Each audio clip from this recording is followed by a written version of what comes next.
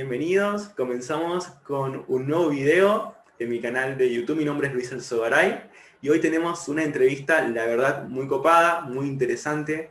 Vamos a estar hablando con Ignacio Bosler.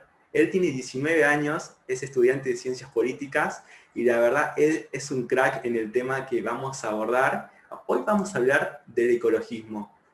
Bienvenido, Ignacio, ¿cómo estás? Hola Luis, muchas gracias por la invitación. La verdad que estoy bastante contento de poder tener esta charla y bueno, espero que pueda ayudar en parte a mucha gente. Seguramente con tus conocimientos, seguramente vamos a ir iluminando a muchas personas que van a ir escuchando esta entrevista, ¿no?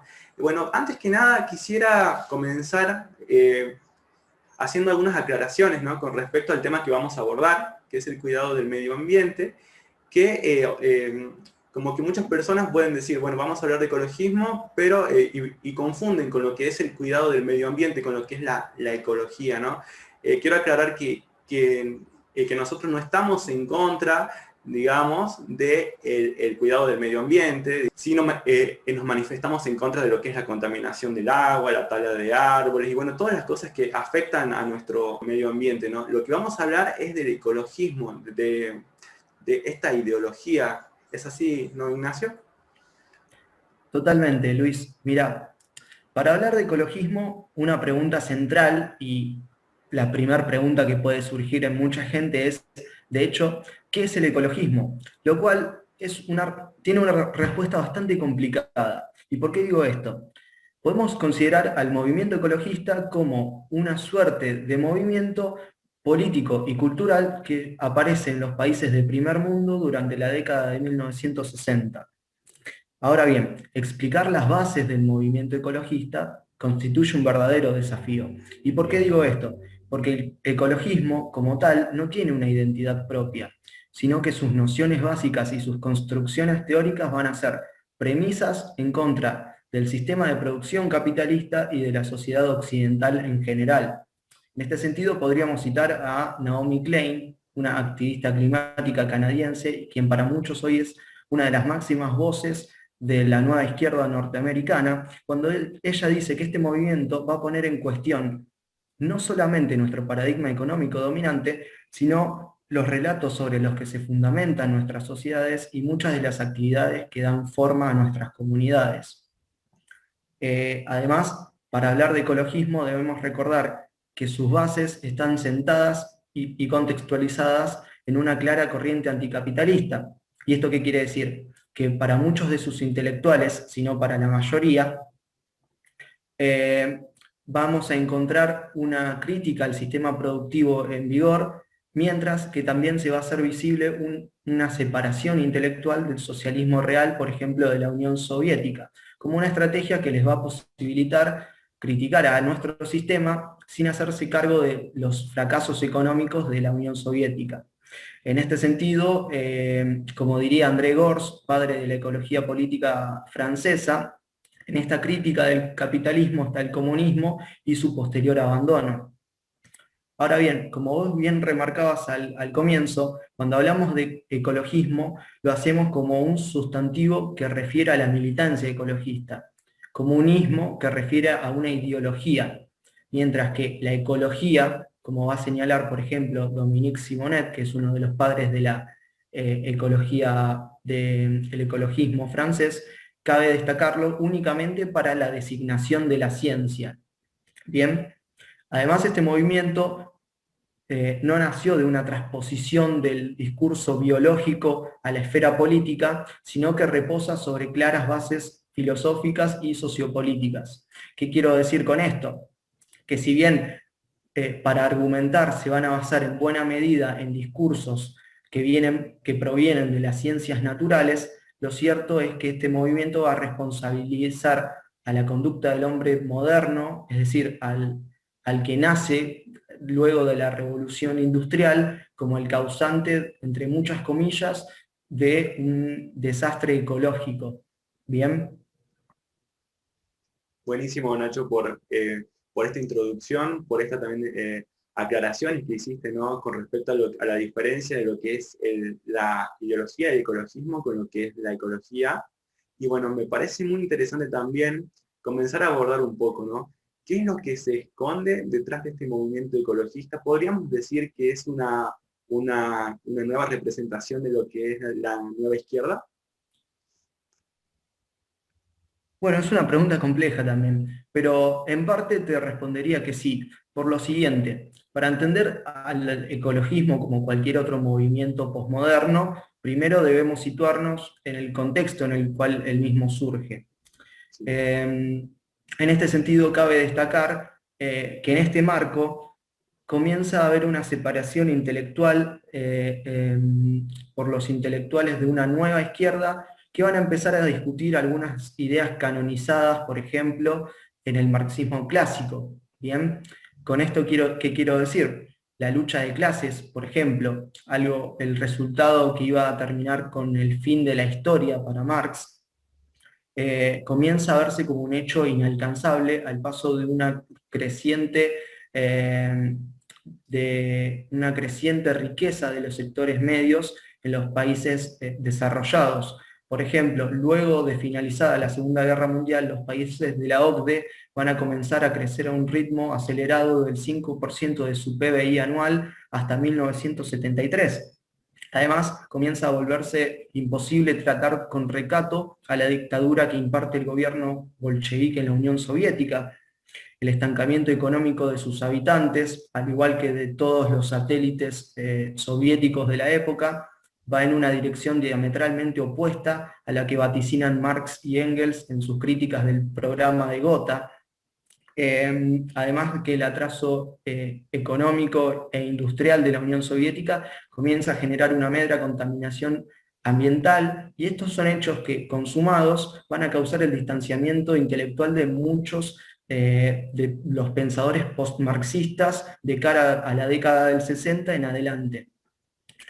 En este sentido, también podríamos destacar, por ejemplo, a la Escuela de Frankfurt, la cual comienza a atender cuestiones bastante disímiles del economicismo de Marx y va a comenzar a adentrarse en los distintos aspectos culturales, diríamos. Y en este sentido, ya como para ir redondeando la idea, podríamos traer a colación el discurso de Herbert Marcuse, para quien la verdadera ecología desembocaría en una política socialista que debería alcanzar las raíces del sistema en su sentido productivo, a la vez que en la mente de las personas. Bien, incluso él insta en sus discursos a que los estudiantes, que serían los nuevos revolucionarios de la época para él, ya no la clase obrera, sino los estudiantes, por ejemplo, o las mujeres, comiencen a ver en el ecologismo un nuevo movimiento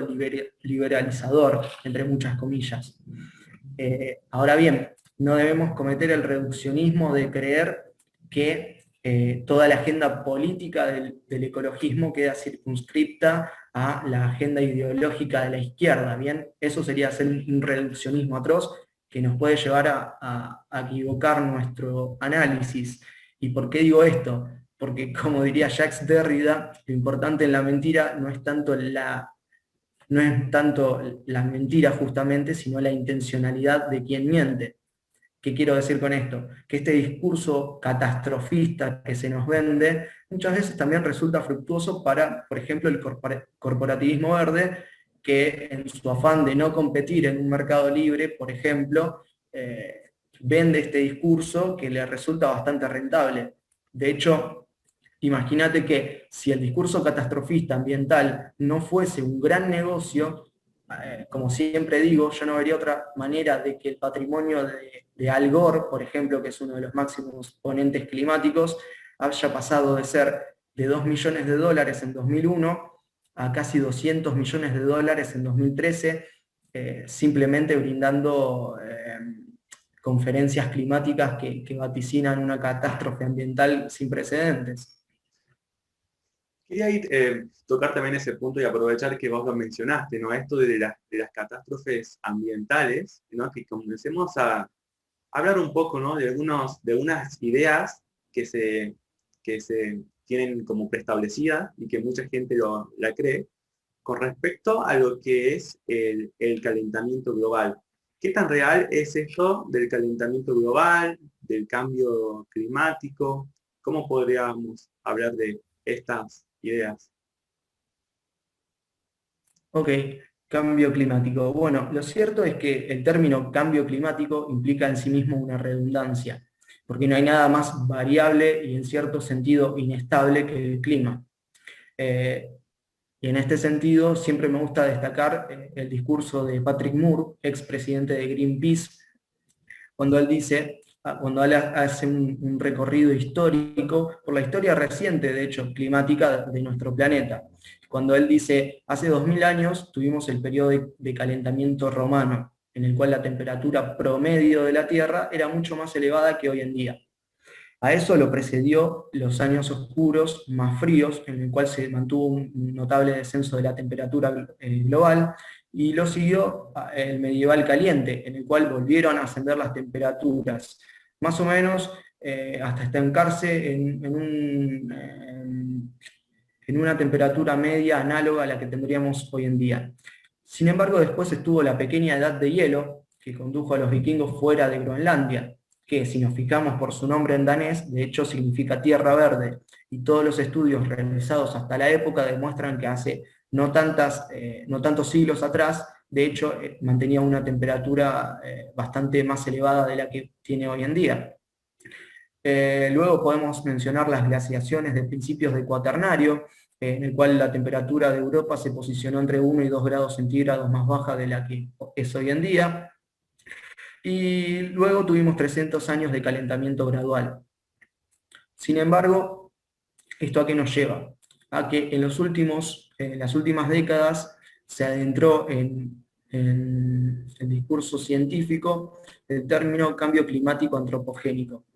¿Qué significa esto? Básicamente es cambio climático ocasionado debido a la emisión de gases de efecto invernadero provocadas por seres humanos.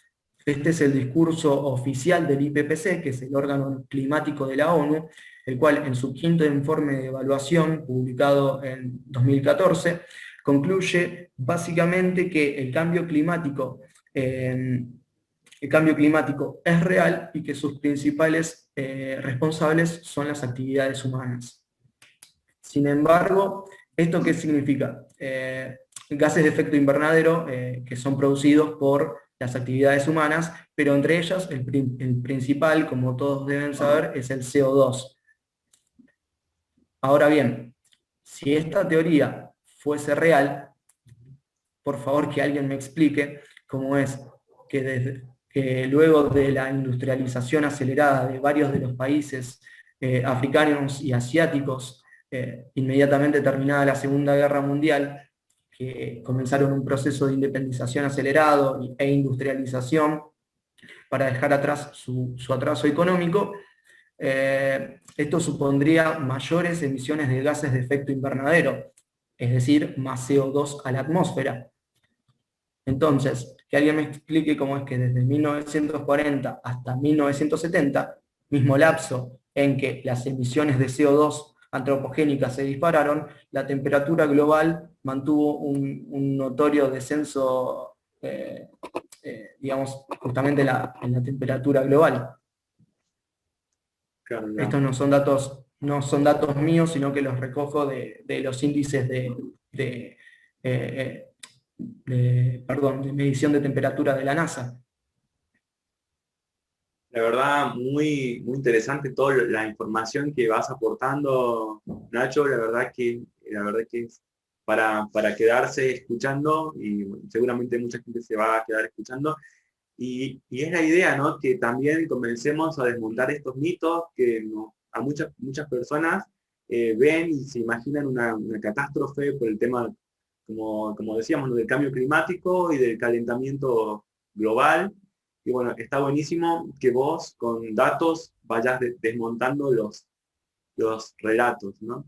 Y otra pregunta que me surge también respecto a esto es, ¿qué opinás vos, por ejemplo, cuando ves a personas como el expresidente de Bolivia, Evo Morales, haciéndose el ambientalista, o cuando es presentado por los medios como un ambientalista. Ok, bueno, todos conocemos el discurso, digamos, ecologista y ambientalista de Evo Morales. Sin embargo, cuando analizamos los datos, vemos que ese discurso colisiona, de hecho, con la realidad. Y en este sentido me gustaría citar a dos informes académicos. Uno es el Índice de Desempeño Ambiental de la Universidad de Yale y el otro es el Ranking de Libertad Económica realizado anualmente por la Heritage Foundation. Ahora bien, el Índice de Desempeño Ambiental de Yale es un estudio que analiza la posición de 180 países en base a 24 indicadores ambientales.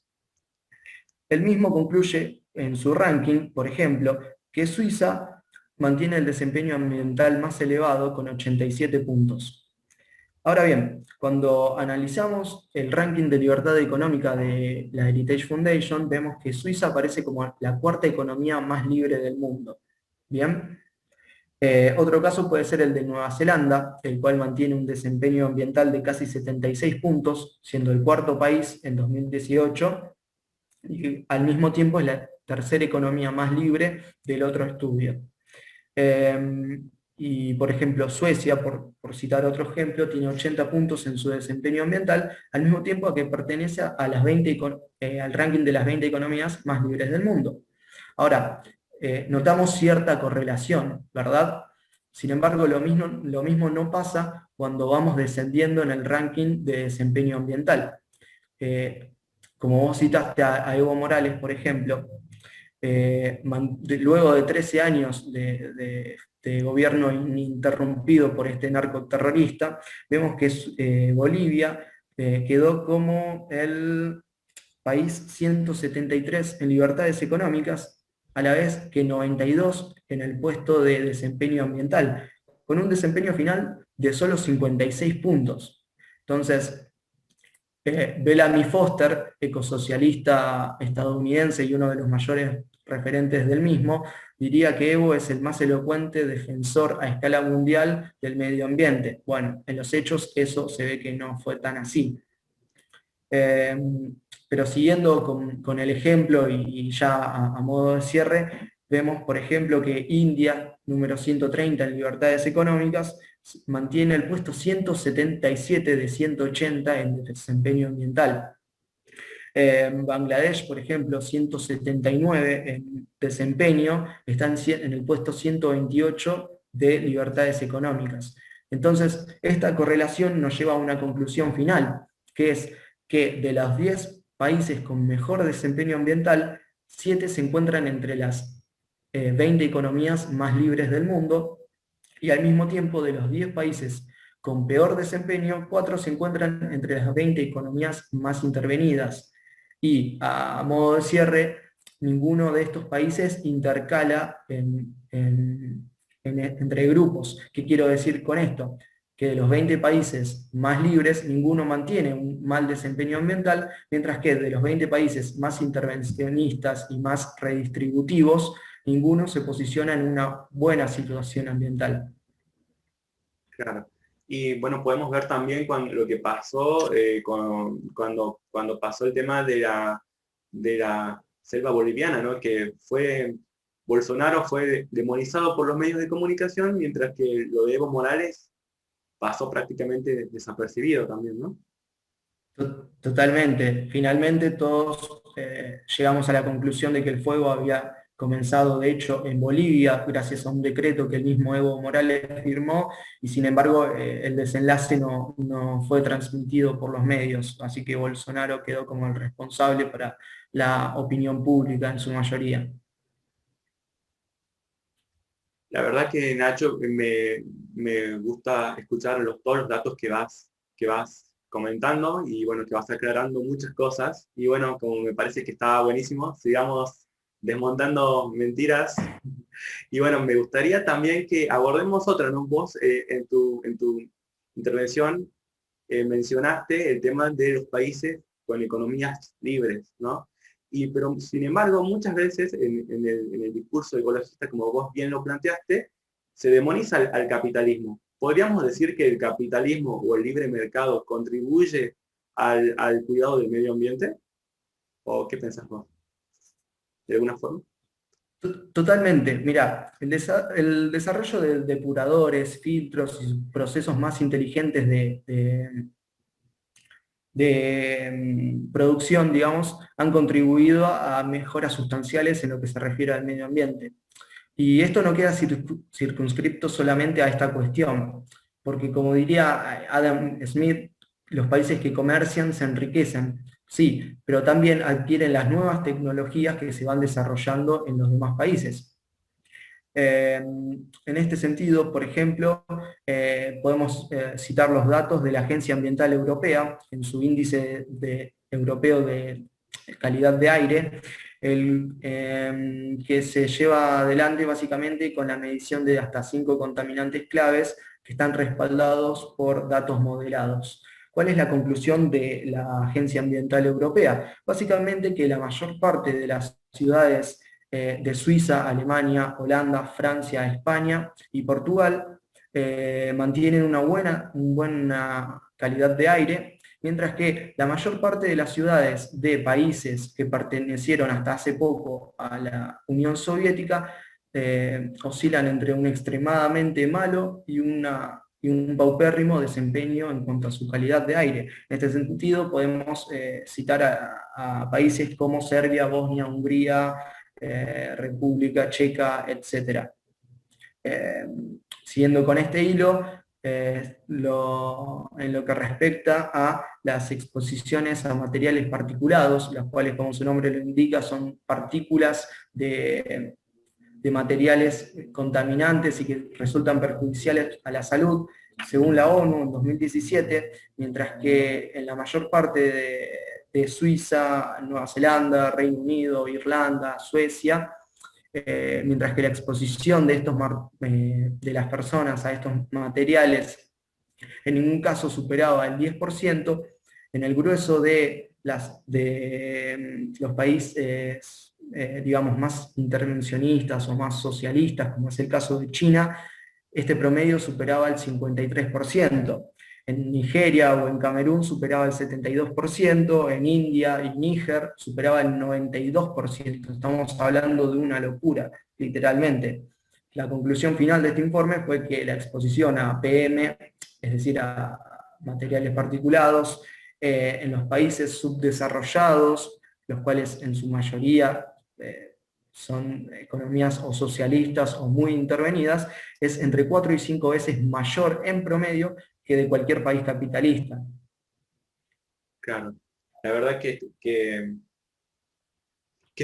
como que está bueno, ¿no? Que desmontemos este mito, como vos decís, todos los datos que fuiste mencionando, y también con respecto a que el libre mercado o el capitalismo de alguna manera fomenta también a los emprendedores que por ahí comercian con productos, digamos, saludables de alguna manera, que también se busca desde ese ámbito también para muchos que denostan el capitalismo y que piensan que es perjudicial para las personas y para el medio ambiente, ¿no? Totalmente. Hay una vieja frase que dice más o menos, ningún ecologista ha salvado tantos árboles como la persona que creó el pendrive. O sea, la innovación tecnológica siempre resulta fundamental para el buen desarrollo ambiental, mientras que vemos claramente que son los países que más se adhieren a una idea de economía libre los que fomentan estas innovaciones. Claro, exactamente, Nacho. Y bueno, siguiendo con esto, ahora se me viene a la mente una persona que, bueno, que tuvo toda la cobertura de los medios y que es la cara actualmente de lo que es el ecologismo, que es Greta Thunberg. Me gustaría que comencemos a decir, que me comentes, perdón, que me comentes, quién es Greta Thunberg y por qué su discurso tiene tanta repercusión y si es financiada por algún organismo en especial. Comencemos a desenmascararlo un poco a Greta, ¿qué te parece? Sí. Bueno, la verdad que me encanta la pregunta. Como siempre digo, el fenómeno Greta no me interesa particularmente por quién es ella, sino por quienes la codean.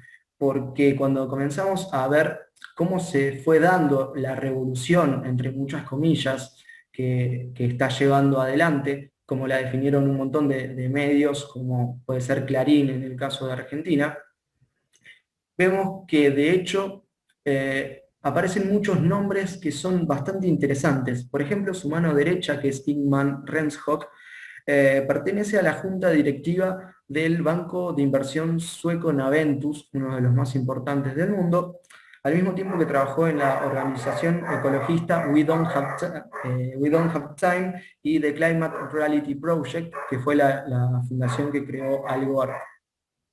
Ahora bien, este sujeto creó el grupo Global Challenge en 2007, perdón, me corrijo, se dividió en 2007 y el grupo fue creado por la ex ministro socialdemócrata sueca Cristina Persons, y el mismo mantiene estatus consultivo en el ECOSOC de la ONU, es decir, en el Consejo Económico y Social, lo cual nos da una pequeña idea de cómo llegó una adolescente sueca de por entonces 16 años a hablar frente a los líderes del mundo.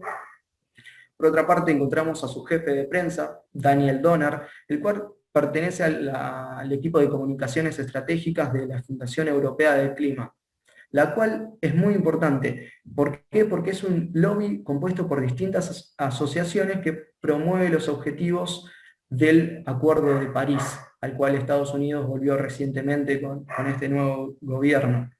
¿Y quiénes integran, digamos, a la Fundación Europea del Clima? Por ejemplo, Bloomberg Philanthropies, que es la ONG creada por Michael Bloomberg, que si hacemos un poco de memoria, es quien disputó en las primarias demócratas para ser candidato a disputarle la presidencia a Donald Trump. Finalmente él no quedó, pero eso no quita que haya puesto inmensas sumas de dinero a la causa ecologista desde que Donald Trump hizo público su deseo de salir del Acuerdo de París. Además, la integran la IKEA Foundation, que es una representante sueca de la firma de mobiliarias más grande del mundo, nada menos, y que a su vez es financiada por la Rockefeller Brothers Foundation. Otra asociación que integra a la Fundación Europea del Clima es The Climate Group, que a su vez está financiada directamente por el Banco Mundial. La integra la Growald Family Foundation, que está presidida por Eileen Rockefeller Growald, que es la hija menor de David. Y la financia Climate Works Foundation, financiada otra vez directamente por la Fundación Ford, y Blended Finance Task Force, que es una ONG creada para movilizar capital privado hacia los objetivos de desarrollo sostenible, que a su vez está integrada por algunos agentes del mundo económico bastante interesantes, como puede ser Allianz, HSBC, JP Morgan, el grupo Citi o BlackRock, además de, por supuesto, otra vez la Rockefeller Brothers Foundation. Y acá tengo un paréntesis, porque toda esta información y todos estos nombres que yo te estoy dando no es que me metí en la página de la CIA, ni mucho menos, sino que es información pública que cualquiera puede buscar simplemente en las páginas web de todas estas instituciones. Ahora bien, ¿qué nos lleva a concluir todo esto? Básicamente que Greta es la cara visible de lo que el escritor argentino Martín Hari denominaría como pseudoecología mercantil. Es decir, estas organizaciones que usan al ecologismo para cumplir sus propios objetivos y que a su vez, en realidad, tiene un desenlace tan malo como el que fomenta la ecología ideológica, o sea, aquella que proyecta sus presunciones desde su odio al capitalismo. Además, esta revolución que encabeza Greta, más bien se podría denominar como ingeniería social, en tanto que es promovida por una élite, porque en efecto eso es lo que estas son. Digamos, si a vos te financian las ONG, instituciones y bancos más importantes del mundo, claramente vos no estás haciendo una revolución, de hecho es todo lo contrario. Entonces, vemos que esto se define mejor como ingeniería social, en tanto en que es promovida por y para asegurar los intereses de una élite. Ahora bien, una idea que es fundamental es qué mejor para los grandes centros de poder que usar el discurso catastrofista para convencer a la sociedad de que la toma de legislaciones que ellos mismos promueven son la condición sine qua non de asegurar su subsistencia. Es decir, si yo te asusto todos los días metódicamente con que el cambio climático va a provocar la muerte de millones de personas, y en la desesperación la mayoría lo que hace es concederles más poder a estos centros de poder. Claro. Clarísimo, creo que quedó Nacho, y bueno, esta descripción, ¿no? De todas estas personas que financian, y como vos dijiste, no es una revolución, ¿no? Como la presentan los medios de revolución verde, sino que es todo lo contrario, ¿no? Y bueno, siguiendo con este tema, se me viene una pregunta también a la cabeza para todas esas personas que dicen, bueno, yo quiero, o sea, yo no me siento ecologista y no me siento, y como que no, tampoco odio al capitalismo para la persona común, digamos. ¿Cómo se puede cuidar el medio ambiente desde una postura antisurda, digamos, o no surda? Es una gran pregunta. Lo cierto es que el ejemplo empírico nos lo han dado los países principalmente de la OCDE, más allá de pequeñas legislaciones que han ido implementando en el último tiempo y que tal vez no sean más eficaces, pero lo cierto es que hay que atacar al problema no desde la ideología, sino desde una resolución real. Y eso es lo que han hecho la mayor parte de las economías más abiertas, como decirte Suiza. Suiza ha otorgado derechos de propiedad en la mayor parte de sus ciudades, y los mismos han demostrado en la historia que han funcionado. Muchas veces, por ejemplo, se nos habla el agotamiento de los recursos naturales o la extinción de las especies. Bueno, lo cierto es que en nuestro propio país hace tan solo 200 años escaseaban las vacas, y eso se terminó el día que la innovación tecnológica permitió dar con la marca y el alambrado. Se otorgaron derechos de propiedad y hoy en día no tenemos ningún tipo de problemas con las vacas, digamos. Este es un ejemplo que nos recuerda Alberto Venegas Lynch. De hecho, exportamos al resto del mundo la carne que teóricamente es la mejor, ¿verdad? Sí. Entonces, el problema de los recursos, el problema de las especies es en primera instancia un problema de recursos de propiedad, de derechos de propiedad, perdón. Nadie se preocupa por algo que no es propio. Nadie, digamos, tala irracionalmente sus árboles si están en su propiedad. Por otra parte, la innovación tecnológica, como dije anteriormente, es fundamental para un buen desarrollo ambiental, sobre todo cuando se trata de países industrializados, no es nuestro caso, pero en el grueso de las economías de Europa eso es lo que ha funcionado.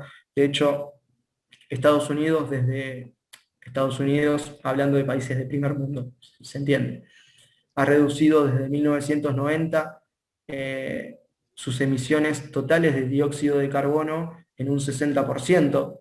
Algo análogo realizó Reino Unido, que ha reducido desde 1960 sus emisiones totales de dióxido de carbono, posicionándose hoy en día en la mitad de lo que eran esos niveles hace tan solo 60 años.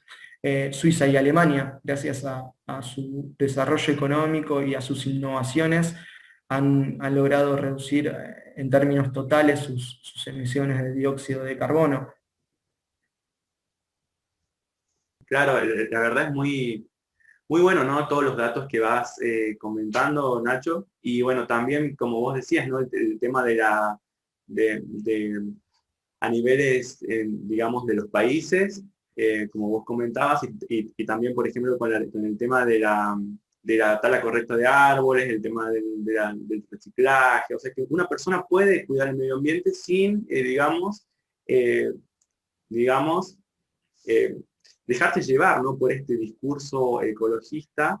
Y bueno, para las personas que seguramente también quieren como que ahondar un poco más en estos temas, ¿qué material recomendás que puedan acceder? Y por otro lado, quería preguntarte, ¿no? Por tu libro Junto al Crack de Horacio Justo, que bueno, comentaste que lo están preparando. Quería comentar que si nos puedes, si nos puedes comentar un poquito, más o menos.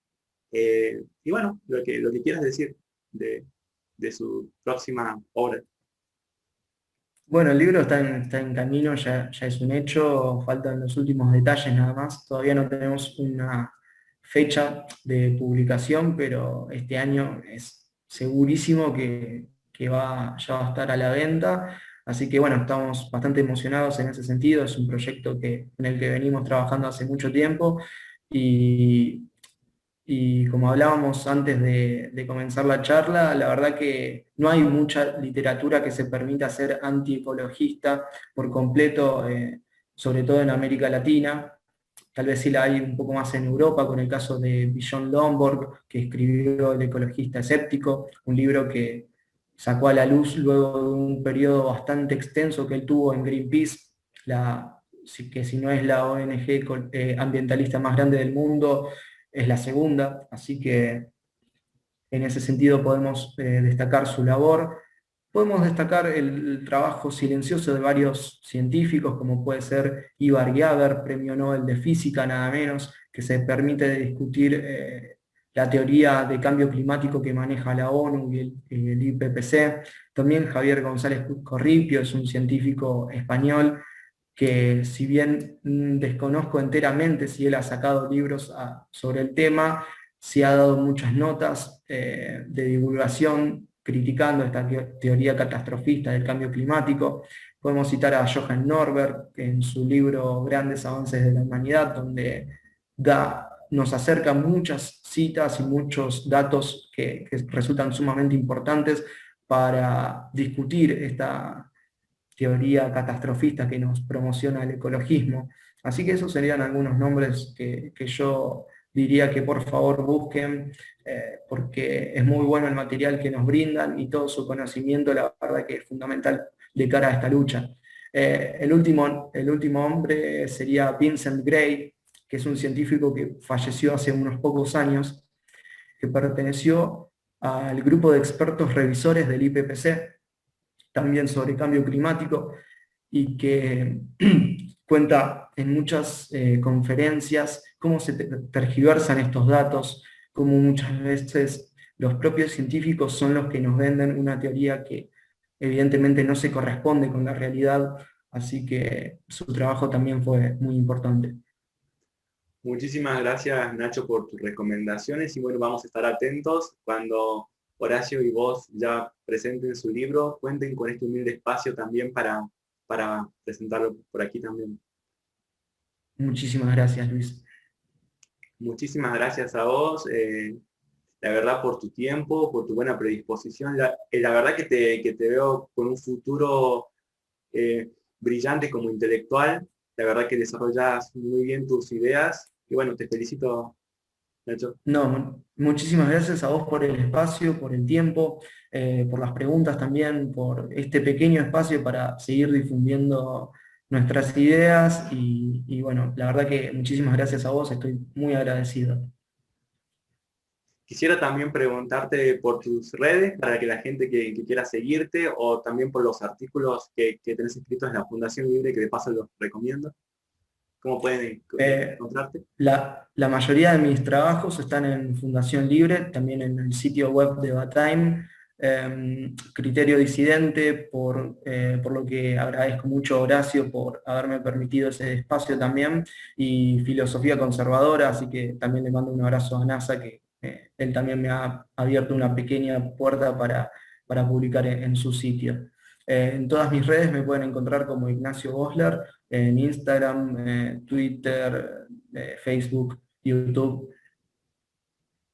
De 10 buenísimo. Así que bueno, como decía, muchas gracias Nacho, muchas gracias a toda la gente por ver esta entrevista. Los invito a todos a que se suscriban, den like, y bueno, sigan escuchando las entrevistas y bueno, muchísimas gracias.